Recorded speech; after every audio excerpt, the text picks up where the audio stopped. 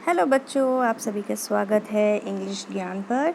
और आज हम एनसीईआरटी की सेकंड क्लास की जो इंग्लिश की बुक है उसका जो फर्स्ट लेसन है यानी कि जो एक पोएम है उसके बारे में पढ़ेंगे।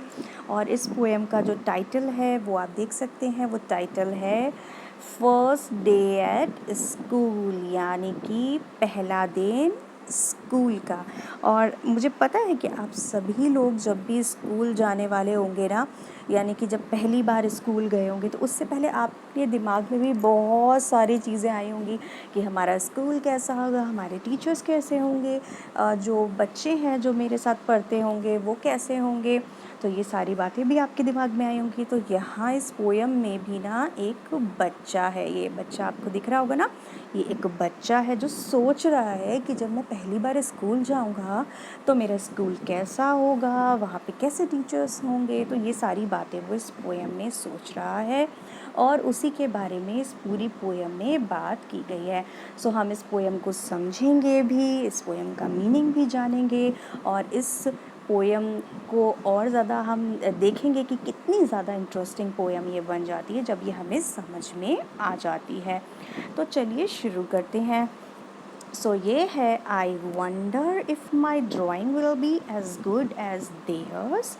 सो वो कह रहा है कि मैं सोच रहा हूँ कि मेरी जो ड्राइंग, जो मैं सुंदर सुंदर सी ड्राइंग बनाता हूँ, क्या वैसी ही ड्राइंग वहाँ पर जो बच्चे हैं वो भी बनाते होंगे। आप यहाँ पर देख रहे हैं कि ये बच्चा जो है ये सोच रहा है, यहाँ पर जो लड़का मैंने आपको दिखाया था ना, सो वो जो लड़का है वो यहाँ पर सोच रहा है कि वो जैसी ड्राइंग वो बनाता है, यानी कि जिस तरीके की ड्राइंग वो बनाता है क्या उसी तरीके की और भी बच्चे ड्राइंग बनाते होंगे।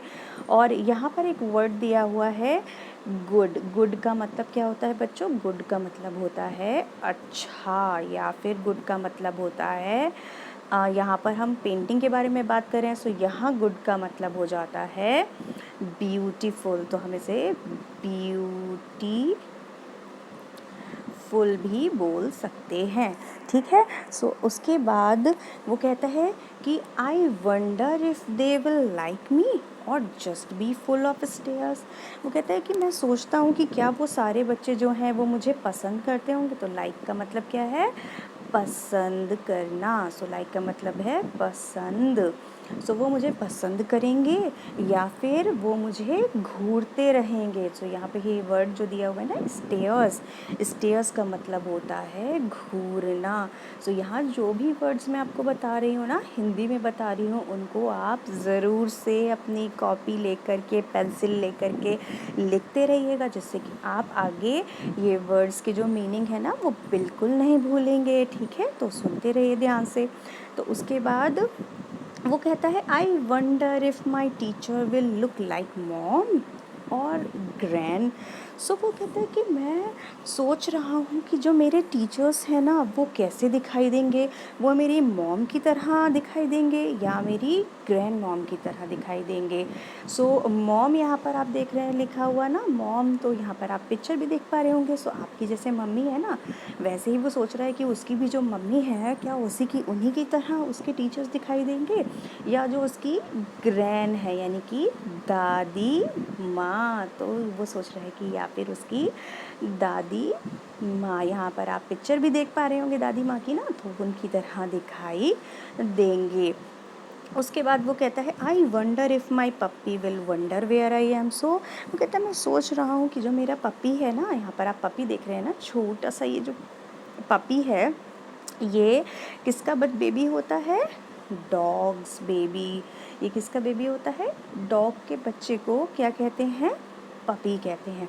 सो वो जो उसका पपी है ना, वो सोच रहा है कि उसका जो पपी है जब वो घर पे नहीं रहेगा ना, स्कूल जाएगा, तो वो सोचेगा कि अरे वो कहाँ गया, तो वो उसको देखेगा जा कर के।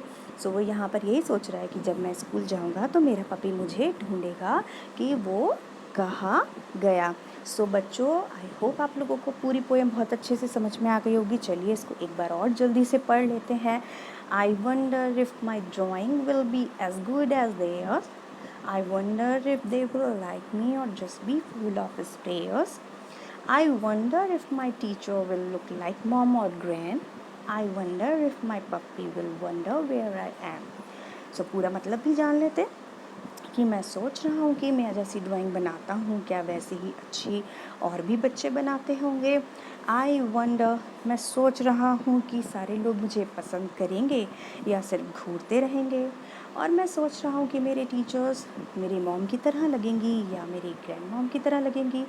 और मैं सोच रहा हूँ कि जब मैं यहाँ नहीं होऊंगा, जब मैं स्कूल में होऊंगा, तो मेरा जो पपी है वो मेरे बारे में सोचेगा कि मैं कहाँ गया हूँ। सो ये तो हो गई पूरी पोएम बच्चों। तो ये आपको पोएम बहुत अच्छे से पढ़नी है और मुझे लगता है कि समझ में तो आपको आ ही गई होगी, तो अच्छे से इसको रिवाइज़ करिएगा। इससे अगली वीडियो में मैं इसकी जो पूरी की पूरी एक्सरसाइज है उसके बारे में आपको बताऊंगी। तो अब हम मिलते हैं अपने नेक्स्ट वीडियो में। तब तक अपना ध्यान रखिए, मम्मी पापा की बात मानिएगा। Take care, bye bye.